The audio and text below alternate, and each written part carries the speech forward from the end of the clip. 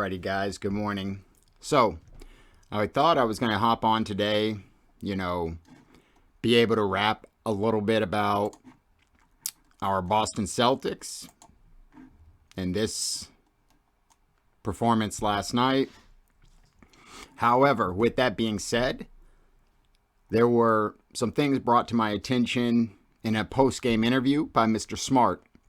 So I'm going to sum up the Chicago and Boston game. Like I said, I'd planned to talk about this fourth quarter, the first three quarters, Zach LaVine's off night, some of the great things from Jaylen Brown up to the fourth quarter. Remember, everything I'm talking positive is up to the fourth quarter.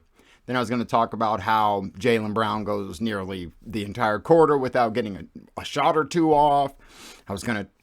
Guys, I've got to react to Marcus Smart's comments. Everyone's blowing me up about it. I have not actually listened to it. I figured, why not? Let's try this reaction. So to sum up the Chicago and Boston game, you see the score, 128-114. I am going to let you quickly listen to my co-host of the Trust the Podcast, Mr. B Smooth, because I think this intro says it all.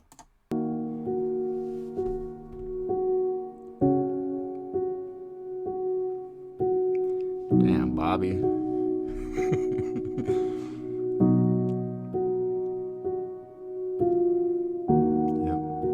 I know, bro. I know. Yep. Let's wave it. Go, show some love to my boy Bobby. He clearly needs it. It clearly, as you see, worst fourth quarter in NBA history, guys. It really was a meltdown. You have the Bulls fans like, no, you're looking at it the wrong way. It was the greatest fourth quarter just by the other team. Shut up. You just got beat by the Knicks. But more importantly, let's go over and see what's going on with this. I just sit and stand in the corner. We run in plays for our best players. Every team knows that. They do a good job of shutting that down. And, we can't allow that. When they shut that down, we can't keep trying to go to those guys. We got to, abort that and, find another way to get them the ball in the spots that they need the ball. And like I said, for me, I can only do so much with just standing in the corner or when I come up and give the ball away. So, I do everything I can on the other end to try to combat that. I try to talk. I try to, make the plays, get those guys the ball where they need it, where they want it.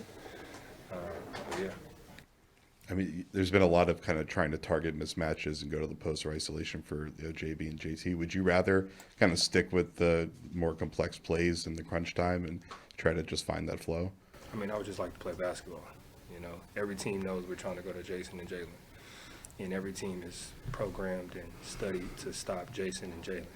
Marcus. And, I think everybody's scouting report is make those guys try to pass the ball. They don't want to pass the ball.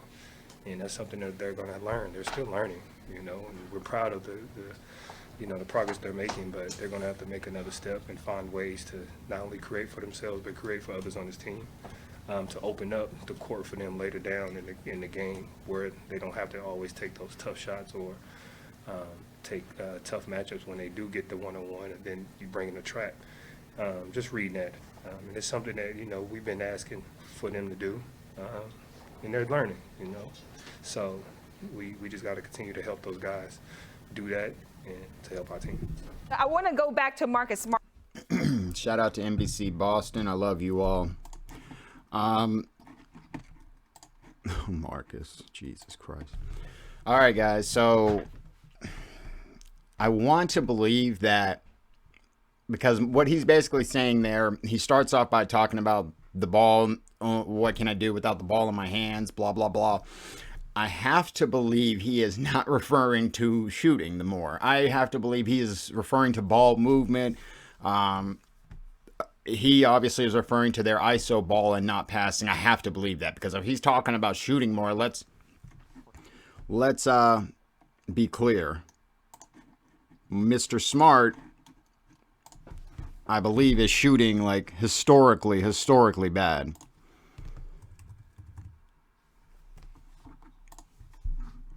Take a look at Mr. Smart's stats, but unless I am mistaken, he is literally like across the board.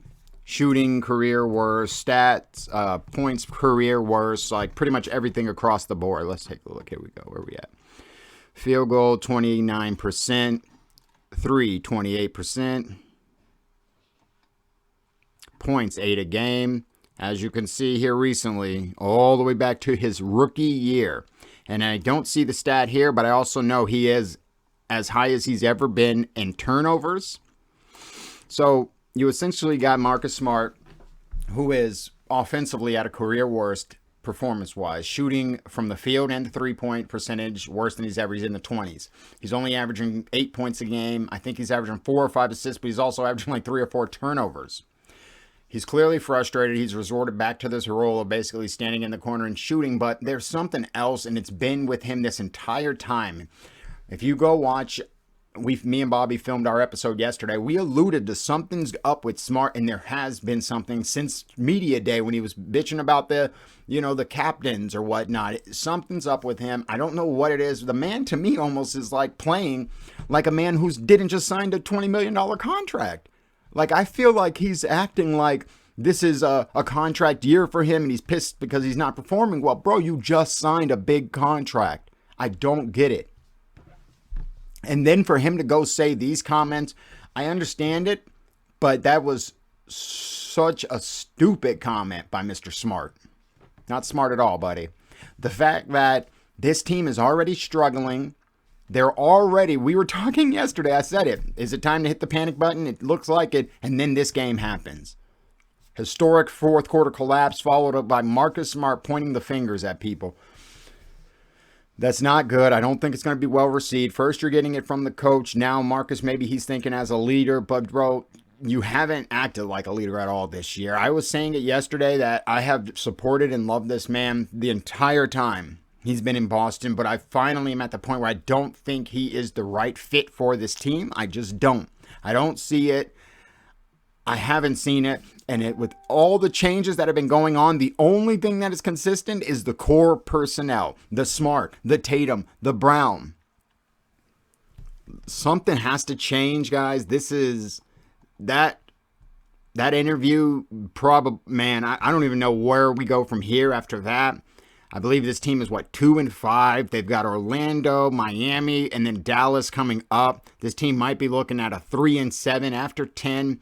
I don't think Marcus can be traded now. That is the same with some of the guys they signed in the offseason. I believe those guys can be traded like December maybe. Correct me if I'm wrong. But so it's we got another month, a couple more weeks before that can be. But if Marcus Smart finishes this season on the Boston Celtics, I would be shocked. I would almost be willing to take, we've got to switch it up. We've got to break up that core. And if you're not sending out Jalen or Jason, it has to be Marcus. He's the next guy. Rob and Al look incredible so far. It's not them.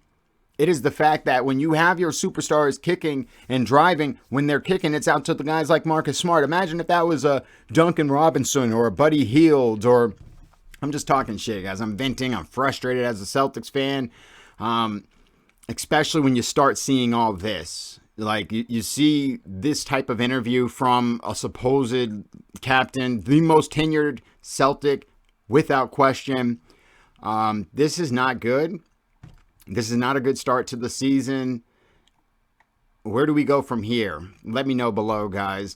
Go tune in. Trust the podcast. Go watch episode 2. We actually went live, interacted with all the people. There was, I think, 50, maybe 60 people there while we were live streaming. Go show my brother Bobby some support. Clearly, he needs it.